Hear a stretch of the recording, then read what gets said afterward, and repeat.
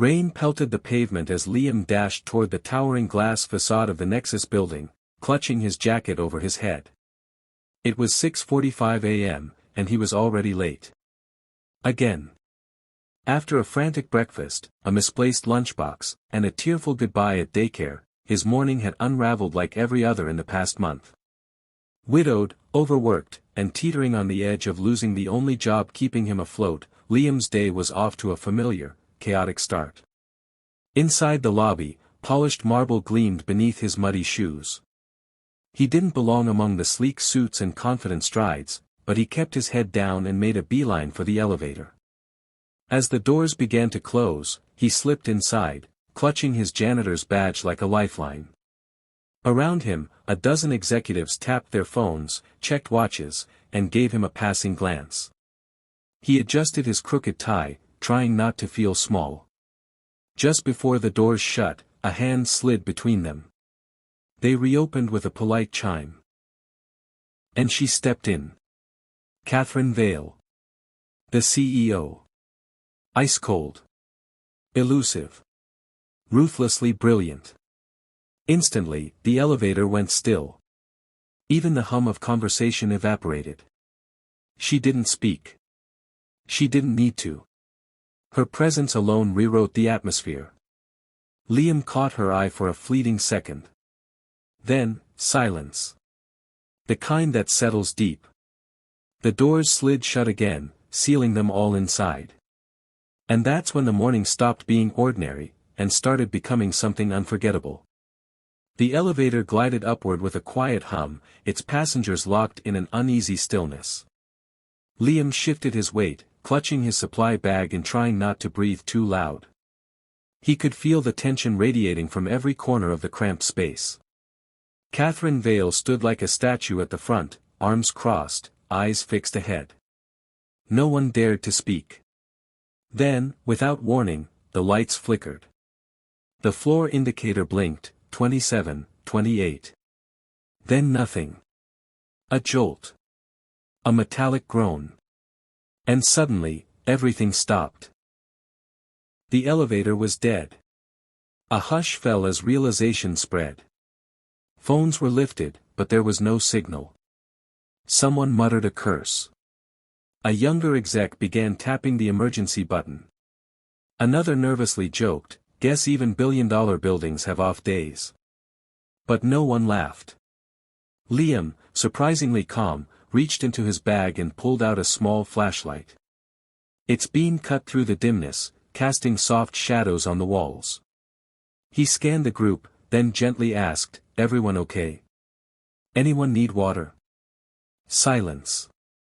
One woman nodded gratefully as he offered her a half-full bottle. Another man admitted he had mild asthma. Liam helped him sit down. Then, from his jacket pocket, he pulled out a slightly crushed granola bar. "My daughter's favorite," he said with a small smile, offering it without hesitation, to Catherine. She looked at it. Then at him. She said nothing, but for the first time, her expression softened, just slightly. The elevator was stuck. But something else had begun to move. Minutes stretched like hours. The stale air, the dim light, the silence, it pressed down on everyone. Most had retreated into their own anxieties, eyes fixed on their phones as if willing a signal back. But Catherine Vale, the CEO who commanded boardrooms with a glance, stood quietly, still holding the uneaten granola bar Liam had offered. Then, out of the silence, she spoke. "Why do you carry a toy robot in your bag?" Her voice was calm but curious, eyes on the small, worn gadget peeking from Liam's open pack. He looked down, caught off guard. "It's my daughter's science project," he said, voice quiet but warm. "We've been working on it for weeks. It's supposed to walk, eventually. She's obsessed with robots." He gave a sheepish chuckle. "She wants to build the future, whatever that means at age 9. A beat. She's lucky," Catherine said. Liam hesitated, then nodded. "I hope so. It's just us now. Her mom passed last year. Cancer. The words hung heavy, but he pushed on. Some days I feel like I'm just showing up. Scrambling to be enough. There was no pity in Catherine's eyes. Just something softer. Quieter. My father raised me alone, she said after a pause. He never thought he was enough, either. But he was. More than enough. The others listened now, the elevator suddenly smaller, more human. Liam gave a quiet smile. I guess we all build something. One piece at a time. Something shifted. Not the elevator, but the people inside it. In the building's control room, engineers stared at screens, baffled. The elevator's smart system, state-of-the-art, AI-powered, was offline. No remote reboot worked. It was as if the system had locked itself from the inside. Tension grew by the minute. Back inside the elevator, the air had warmed. People were sitting now, talking softly. The mood had changed, not relaxed, but no longer brittle. Catherine leaned slightly toward Liam. You worked in maintenance, right? Ever seen anything like this? Liam hesitated. Not exactly, but I did read something in a safety manual once. About a manual override panel. Most people don't know it's still there, it's analog. Hidden behind a wall panel on the 40th floor junction.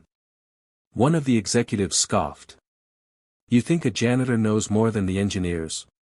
Catherine shot him a look so sharp he fell silent. Let's find out, she said simply, pressing the emergency speaker. Get someone to check the manual override panel, behind the 40th floor north junction. Now. Minutes later, a static voice replied, panel located, he was right. We're attempting manual release now. A metallic clank. A soft whir. Then, a lurch. The elevator groaned and slowly began moving again. Cheers erupted. The doors slid open on the 41st floor. As everyone filed out, Catherine turned to Liam. Walk with me. They moved through the quiet hallway. She stopped. You didn't just help us out of that elevator. You reminded me what leadership looks like. You saw people. You acted. That matters more than titles. Liam blinked, unsure what to say. But he'd just changed something far bigger than an elevator. A few weeks later, the Nexus Tower lobby looked the same, gleaming floors, sharp suits, and the constant hum of a $3 billion smart system. But something had changed. Liam stepped inside, holding his daughter's hand.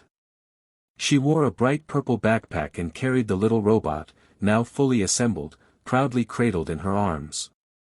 Liam wore a fresh blazer over his usual work shirt. He still smiled humbly at the front desk, but now, security greeted him by name. They entered the elevator. His daughter's eyes lit up as she noticed something new. Daddy, what's compassion mode? A small, brushed metal button had been added to the control panel, just below the emergency call switch. An engraved note read, in case of disruption, activate for light, air, and connection.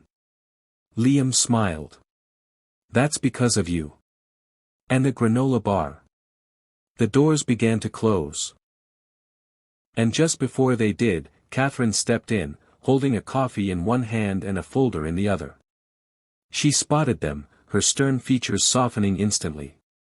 Morning, Liam. And, is that the future engineer I've been hearing about? His daughter beamed as Catherine crouched slightly to look at the robot. We're presenting it at school, she said shyly. Save me a seat, Catherine replied with a wink. As the elevator rose, Liam looked at his daughter, then at the new button, simple, small, but powerful. One act of kindness in the dark had reshaped a $3 billion building. And, quietly, lit the way for so much more.